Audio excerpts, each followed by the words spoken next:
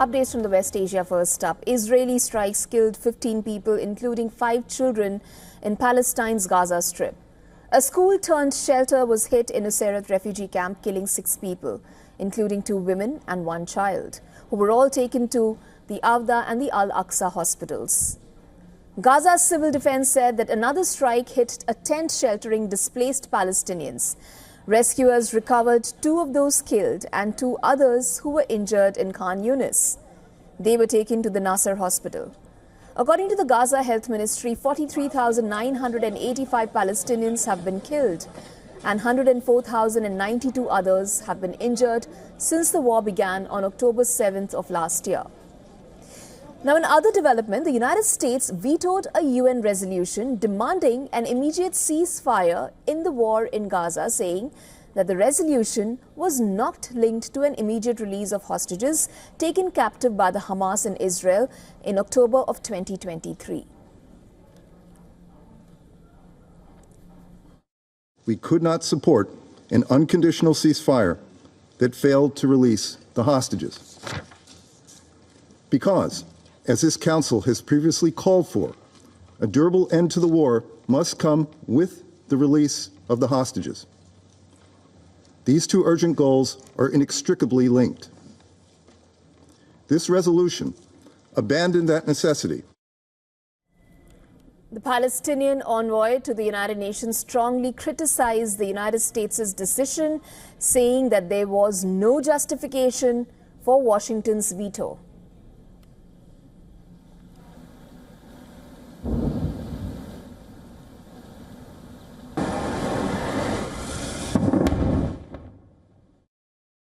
No justification whatsoever for vetoing a resolution trying to stop atrocities. No justification for that.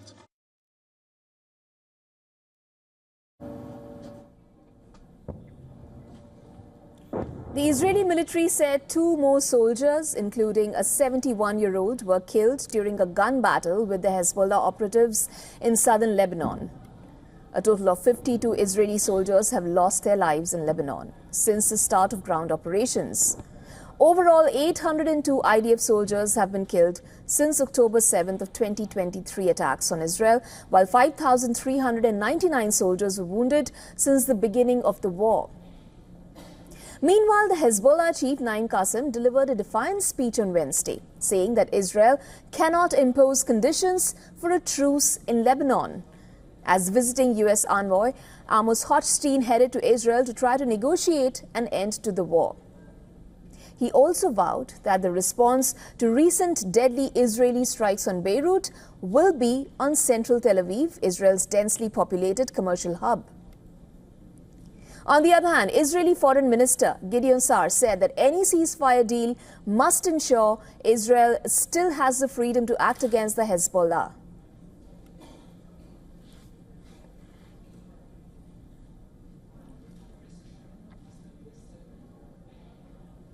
For more on this, we are now being joined by our correspondent, Jody Cohen, who's now joining us from Renana. Jody, looking at the recent developments, only yesterday we were talking about where the ceasefire talks were headed. We've seen reactions from both the factions, the Palestinian and the Israeli. What do you think is the ground reality here, and where do you think these talks are going to be headed?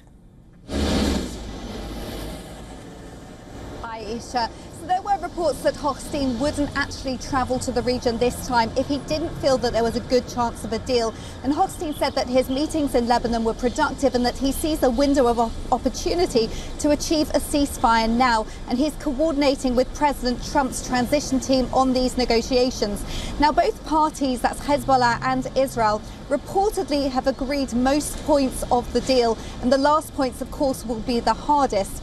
Now, Hochstein is set to meet with Prime Minister Netanyahu on Thursday. There are also reports that Hochstein was going to meet with Strategic Affairs Minister Ron Dermer, who is said to have written the ceasefire proposal, and he's Netanyahu's closest confidant, so that appears to be a good sign. Now, Foreign Minister Gideon Sa'ar has said to a meeting of 100 ambassadors from around the world that Israel would like to reach an agreement that will stand the test of time, and that appears to be the key point here in these talks. To what can we attribute this particular decision that the U.S. government has now taken for ceasefire talks, something that's been lingering for a while now. To what can we attribute this? Right, so the US vetoed the UN Security Council resolution calling for a ceasefire in Gaza. They said that's because it didn't condition the ceasefire on freeing the hostages. And it appears that the US strategy is now to put more pressure on Hamas, such as further sanctions. At the same time, we know that Israel has offered $5 million to any individual who frees a hostage, or they've said that they will pay a heavy price to anyone who harms a hostage. Now, I've got to also talk about another front, and that's Iraq, because I feel things are brewing there. Israel has called on the United Nations to put pressure on Iraq to halt attacks on Israel from Iran's proxies there, with attempted attacks taking place multiple times a week now. And according to reports, Washington has informed Baghdad that IDF strikes are imminent unless Iraq stops these attacks. We also know on Iran that Netanyahu has said that if Iran strikes Israel again, that it would cripple Iran's economy. The last strike cost Iran $2.3 billion. And commentators are suggesting that any Israeli response could even bankrupt the Iranian regime. So it appears that the strategy of the incoming Trump administration alongside Netanyahu's government is one of peace through strength. Thank you, Jody, for joining us with those updates. For all the latest news, download the WION app and subscribe to our YouTube channel.